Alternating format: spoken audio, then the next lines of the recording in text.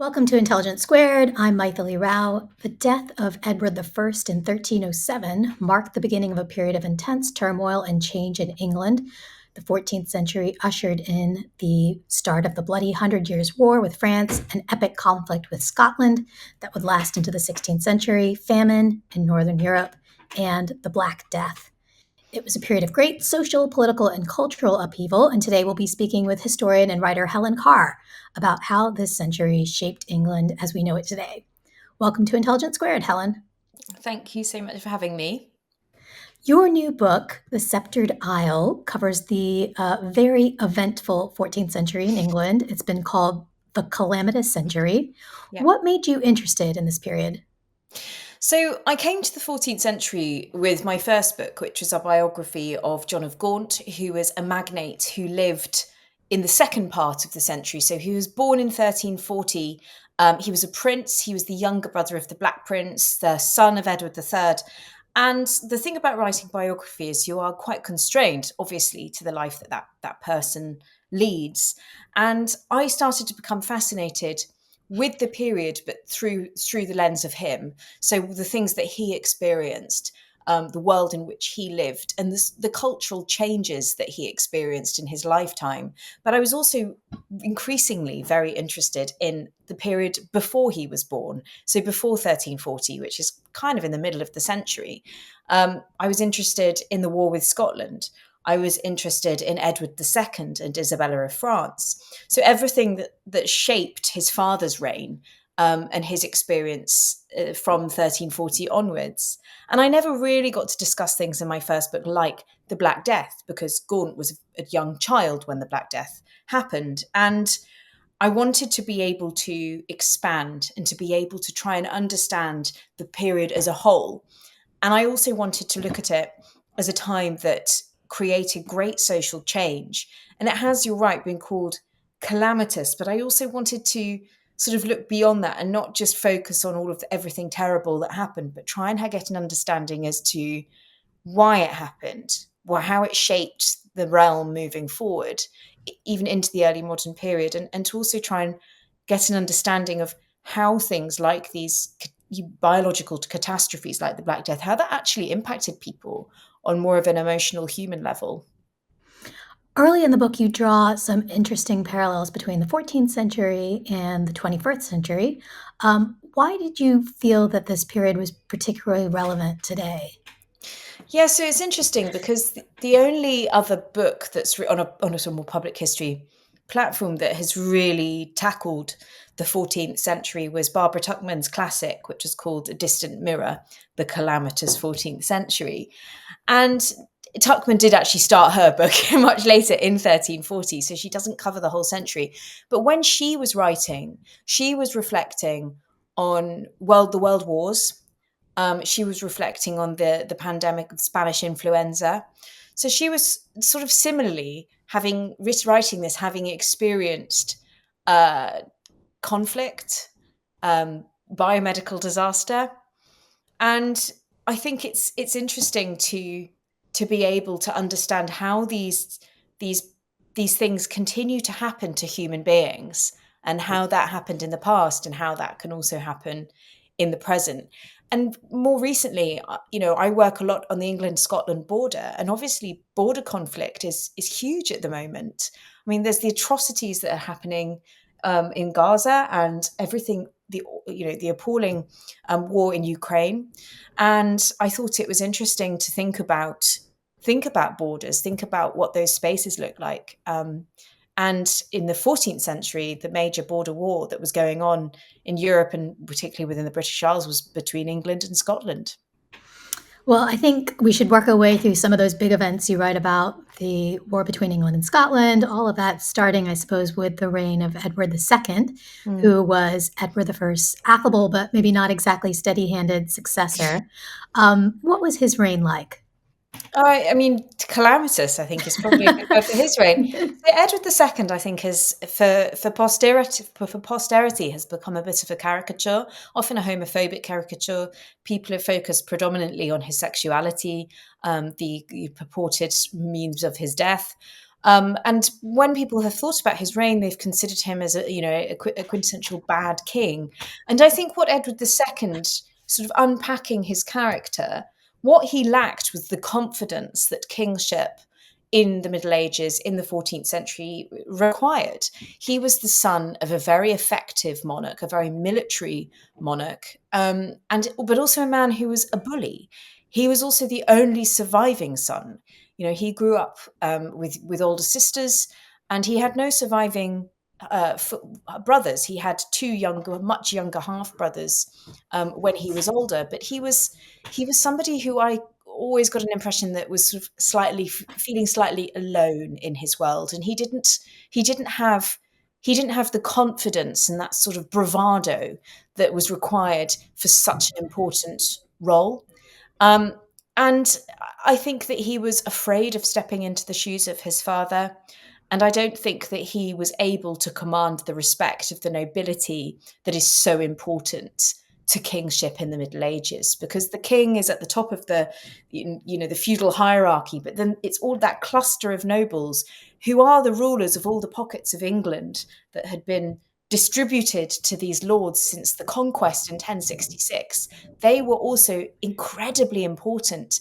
They were part of government. They were called in for parliament. The king needed their support to be able to rule effectively. And Edward's greatest mistake was angering this cluster of important men. And he did this by really shattering this accepted hierarchy of power in the Middle Ages. So he was the king, he was supposed to be ruling at the top, and people would revere and respect him. But because of this lack of confidence, because of his need to share that power with his favourites, firstly Piers Gaveston, and secondly Hugh Despenser the Younger, he he disrupted this very accepted form of power that did work effectively, and he elevated these minor noblemen to become incredibly powerful, and that sort of rocked the whole system and was inevitably going to cause conflict within his immediate circle in Westminster. I thought a really interesting thing you did in this section was go through the record of what his relationships with his favorites and others were like, and how normal they would have been, whether that level of closeness and kind of proximity to the crown was sort of putting it into context um, Mm. to examine some of those allegations of him being gay that swirled in his lifetime and beyond. What was the sort of research process for that, for kind of Mm. digging through and trying to figure out where the where these rumors had come from and how to better position what his life was like? Yeah. Well, I'm glad you asked me that question, because I think it's really important, firstly, as a historian, and it's a hard job as a historian for anybody really, to just leave your bias and your lived experience at the door of the archive, and or the door of your reading, or the way you consider this period, because the way that people perhaps considered relationships is not necessarily the way that we do today. We cannot use the term we can't use the term gay in when we're talking about Edward II, because we do not know whether he was having a physically sexual relationship with Piers Gaveston. Maybe he was, but what we can do is look at the information that is available and try and understand perhaps what that relationship would have looked like, but not by our own modern values. Okay, so our own modern values would look at the closeness between them and go, well, they were gay. And that's an assumption.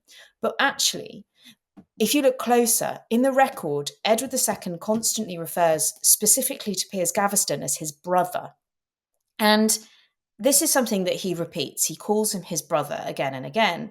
And Gaveston was, when Edward was a younger man, not unlike a brother. He was placed in his household as a sort of teenage boy, and they effectively grew up through adolescence together.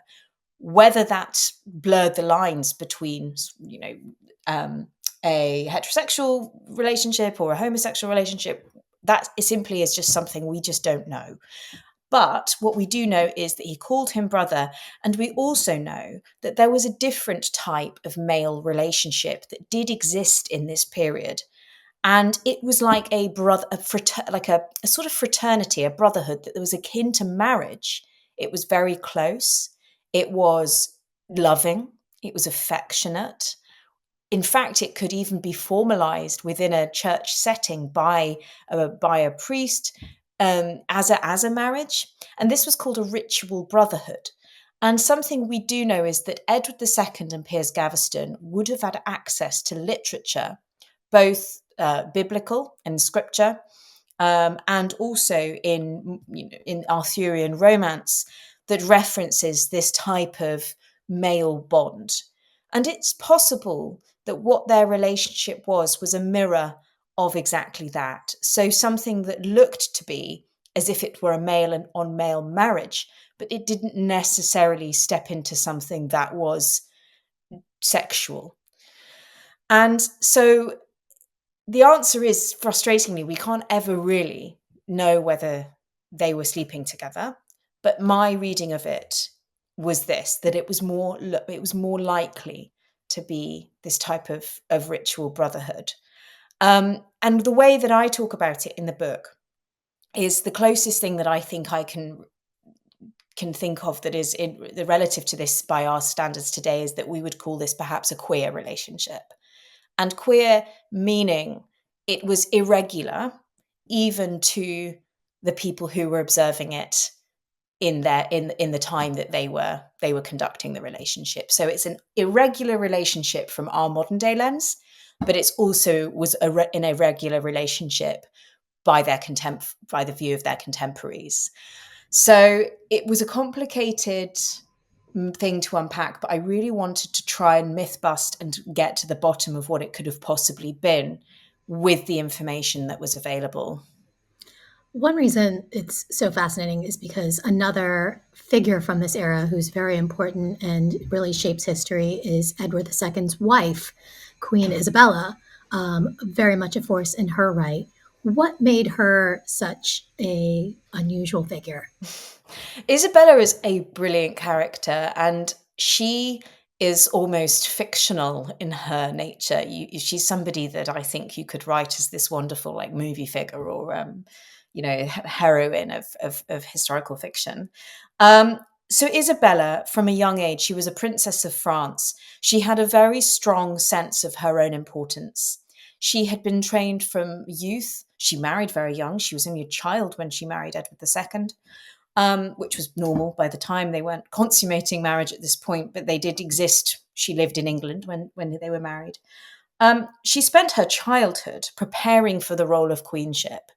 And in the earlier part of their relationship and her role as queen, she did so perfectly.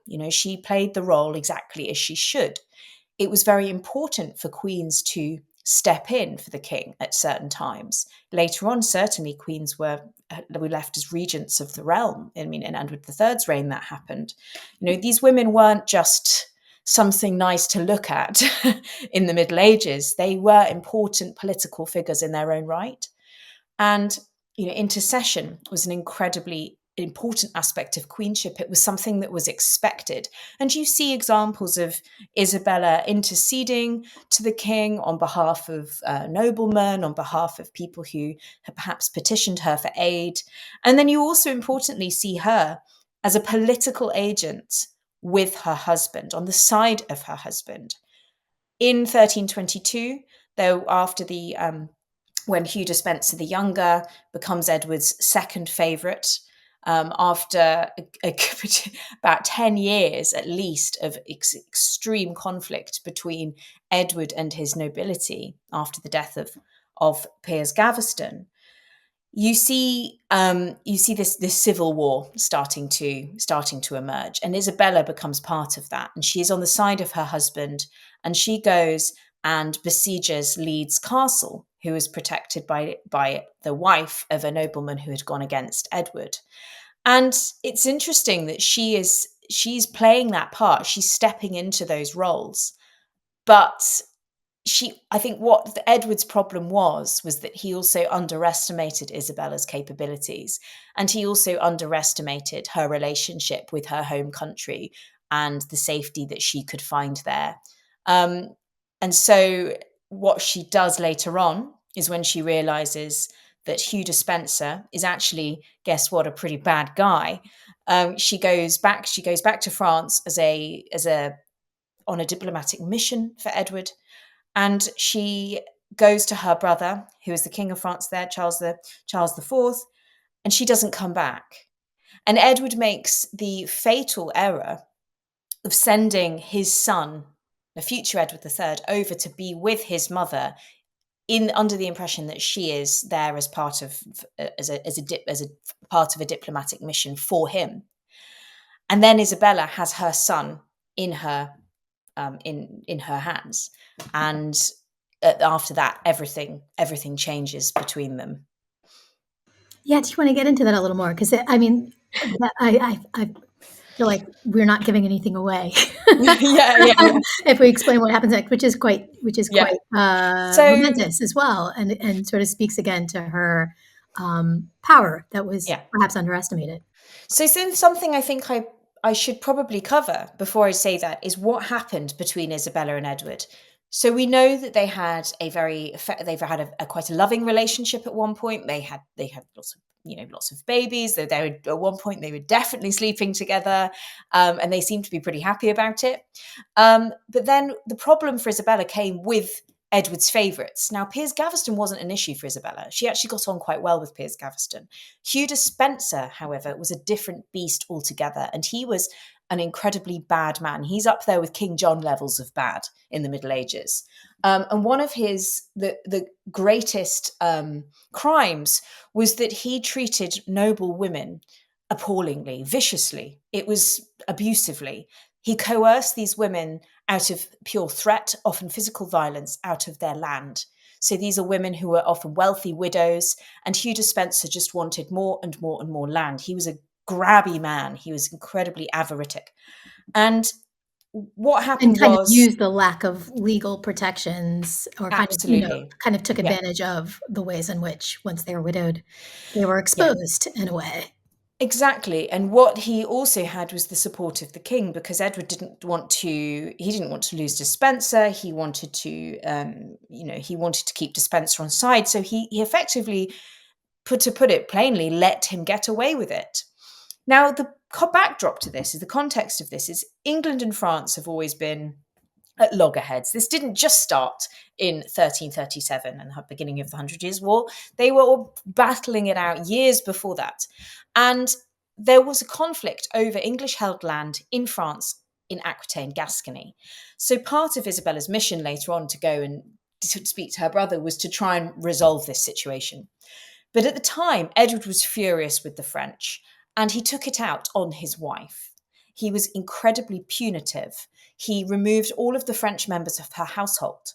And Isabella was effectively bullied for being French, even though she had demonstrated fierce loyalty to her husband, and she had taken her role as Queen of England incredibly seriously. And Hugh Despenser really sort of jumped on the bandwagon of this. And he went after Isabella's lands in Cornwall, and Edward agreed. He stripped Isabella of effectively what was her agency. She had this land which was her own income. She was able to manage it. She was able to exist in some ways separate to her husband with the management of this land and property, and it was removed from her. And she was given an allowance, so this was nothing to do with money. I think it was to do with her own power and feeling and freedom, personal freedom to an extent. So when she went over to France, she was already feeling pretty jaded. And when Edward refused to come and meet her brother to pay homage to him for Gascony, which was what English kings had to do, and he sent his son, Isabella had an opportunity. And the opportunity arose even further when she came back into contact with a nobleman who had fled England after this civil war in 1322 called Roger Mortimer. And they have this famous love affair that we don't know very much about. All we know is that they were pretty much certainly sleeping together. And they together hatched a plan to invade England. And this is important, not to overthrow Edward, but to get rid of Hugh Despenser. And Hugh Despenser and Isabella's relationship at this point interests me a lot. And I worked a lot on the correspondence between Isabella and the treasurer in England at the time, but also Isabella and the Pope. So the Pope is there trying to be this person to smooth over the cracks. Please return to your husband. We need everything to be okay. And does he even beseeches Hugh Despenser to just leave England, just let them, return to their relationship. And Isabella quite clearly says that she's afraid to go back. And the historians previously have perhaps taken this as her being using, rhetoric or being particularly hysterical, but I don't think she was. I think she was telling the truth. I think Hugh Despenser was a man who would not stop at anything, and Isabella knew that. And it's possible that she had even received some kind of threat from him. She knew her husband wouldn't protect her. And so what she then goes on to do is incredibly brave. And she brings an army of not Frenchmen. Her brother actually very diplomatically refuses to help her with an army, but she gets an army from Hainault by forging a marriage union between her young son and Philippa of Hainault, who's the Count of Hainault's daughter. So she's promised to be the next Queen of England, and she takes an army and brings it into England, led by herself and Roger Mortimer. And she is very effective, and she does find that the realm of England is very happy to greet her. They don't really like Hugh Despenser, and they very quickly are able to capture him, both him and Edward. And Hugh Despenser meets a very grisly end. And Edward is placed under house arrest while they decide what to do with him. You write that the fall of the king and the rise of Isabella and Mortimer is a startling example of how necessary the traditional structures of power were in the 14th century. What did you mean by that? What I meant was that Edward II needed to be this powerful figure as a king. He needed to command respect. He needed to live by the law. He needed to play his part as king with aplomb. He needed to adhere to his coronation oath. And he needed to do all of that to keep the political structure of England secure. It's when he fails to do that, when he becomes a fallible human being, which, as we all know, monarchs aren't allowed to be, that problems arose, and it allowed people who had ambition, like Roger Mortimer, it allows them the opportunity to exercise that. And similarly to Hugh Despenser, what Hugh Despenser is replaced with is the Mortimer regime. And the Mortimer regime begins seemingly well. And then you realize quite quickly, and people realized quite quickly, that it was just as vicious, if not even more vicious.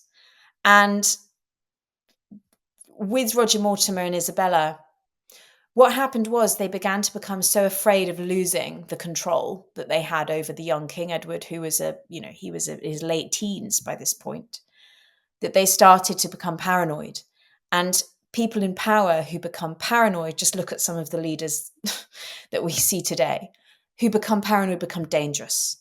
And if you can trace it back, this all falls down to Edward II's inability to be an effective ruler and rule by that oath that he made at his coronation in 1308. It's a very interesting era. And in the next section of the book, you get into the Hundred Years' War. And looking back at some of those most famous battles in this conflict with France, what new revelations jumped out at you? So the Hundred Years' War has often been treated by historians, and the reign of Edward III has often been treated by historians as being quite with reverence, that he was this wonderful king. And, it's very easy to pin him as a wonderful king when he's sandwiched in between Edward II and Richard II. And actually, I take a different view about him as a warrior king, that he was a bit of a warmonger. And I found that some of his methods in war were incredibly punitive, They were violent. They'd be considered war crimes today, and that's often been glossed over as under this sort of veil of chivalry and nationalism. And actually, some of the things that he did or that happened under him were terrible. So it was less Edward directly, but it was armies. So things that kings could not control when they when they invaded a country was the actions of their men. They could say, "Don't rape and pillage," but men did it. They were lawless. Edward took criminals out of prison and took them into France, where they enacted more criminality. And um, one of the worst things he did, I think, was launch the chevauchée on the French countryside. And the chevauchée was a fast-moving ride through France. He often took a three-pronged attack with different leaders. It was a fast-moving ride through France where they tore through the entire French countryside, burning, raping, pillaging, murdering. And Petrarch, when he was traveling through France slightly later during the Hundred Years' War, but slightly after the sort of start of it, said that France was a country that was blackened, and he destroyed this country. And what he did is he left as well. When he did move out of France, when he got what he needed, he won Crécy and he won Calais. What he did is he took his army out, but not all of them came back. And what were left were these groups of men called the companies, the free companies. And what they were effectively, they became mercenary soldiers and brigands. They were almost like land pirates. They were completely lawless. They were incredibly dangerous, and they were described by contemporaries as to be worse than the plague. And they would go around stealing and murdering and raping. And it was what Edward's war did to the people of France was appalling. And we know this from a series of petitions that the people did give to the French king, who was unable to protect them because he'd been so depleted at Crécy, and then obviously was captured at the Battle of Poitiers in 1356. So the people were left defenseless. And this is a king who wanted to become king of that country, and they were supposed to welcome that.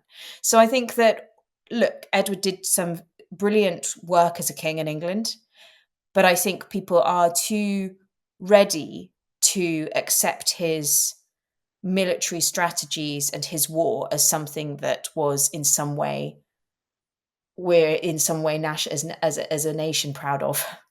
And I'm certainly not. Then there's a global pandemic, and that's sort of the next that's sort of the next era you get into, the next period. And one of the most tragic stories you write about in the book's chapters on the Black Death involves Edward III's daughter, Joan. What happened to her? So Princess Joan, what happened to Princess Joan hasn't really been ever worked out. It's never been discovered. And so what I did is I went back to the archive and I pieced together as much evidence as I possibly could to get an understanding of what happened to Joan.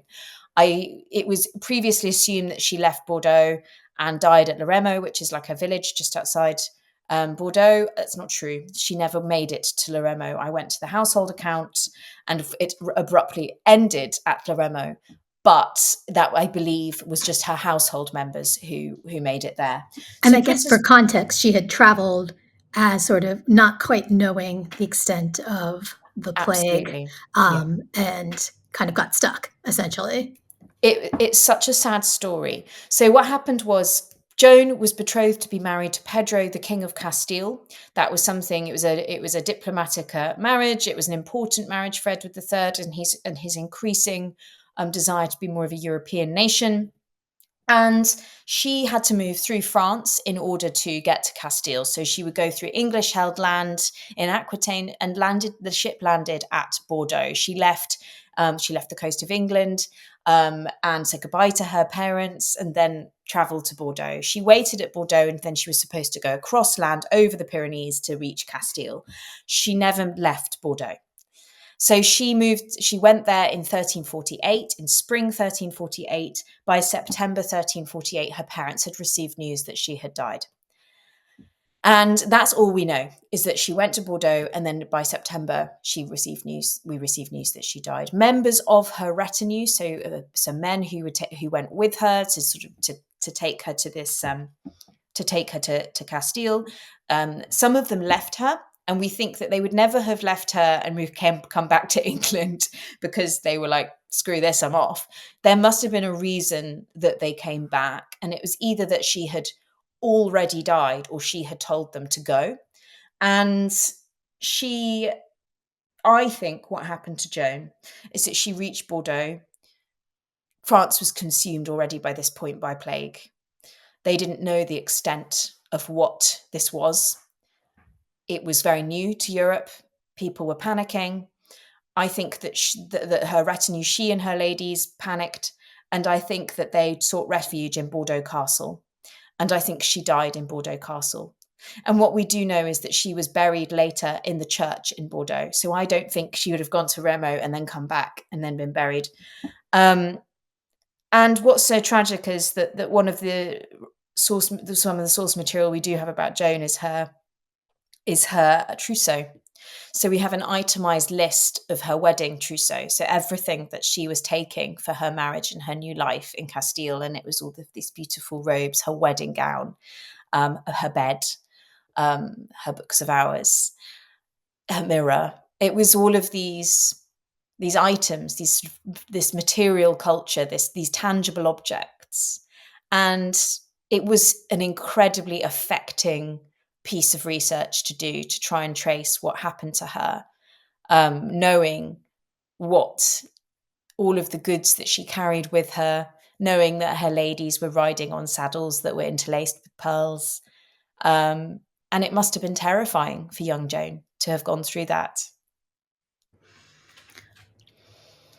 We've talked about a lot of kind of new things you've uncovered about the era and sort of new ways of looking at the relationships Edward II had, how Isabella's power grab can be understood in better context, how to think about some of the conquests of the Hundred Years' War.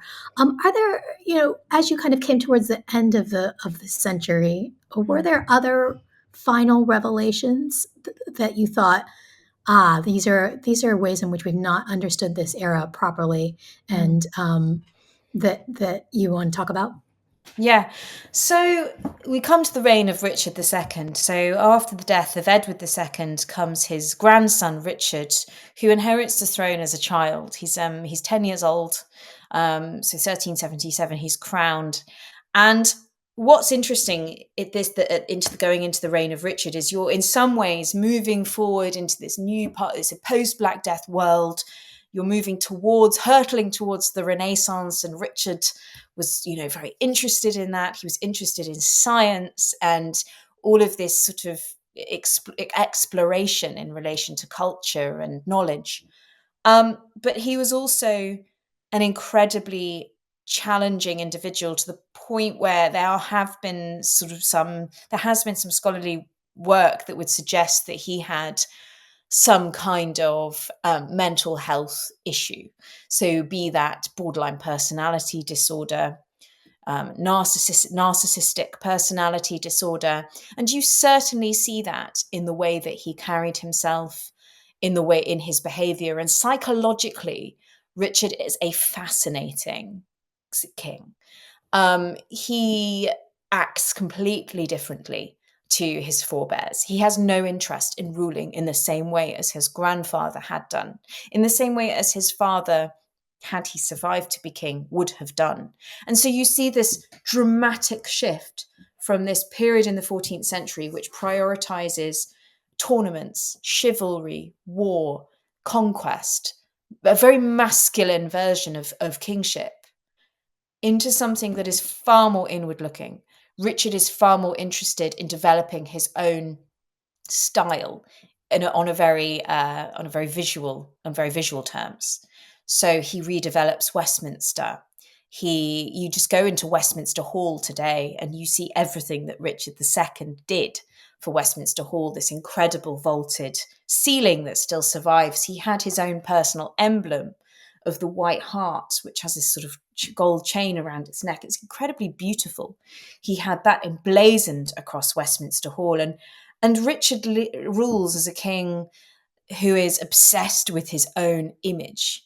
And you have, as a historian, looking at examples like the Wilton diptych, which you can see in the National Gallery, which is this incredible diptych. It's a 2-panel painting that would have been an altar, like an altarpiece, personal altarpiece for Richard, which shows him as a boy king.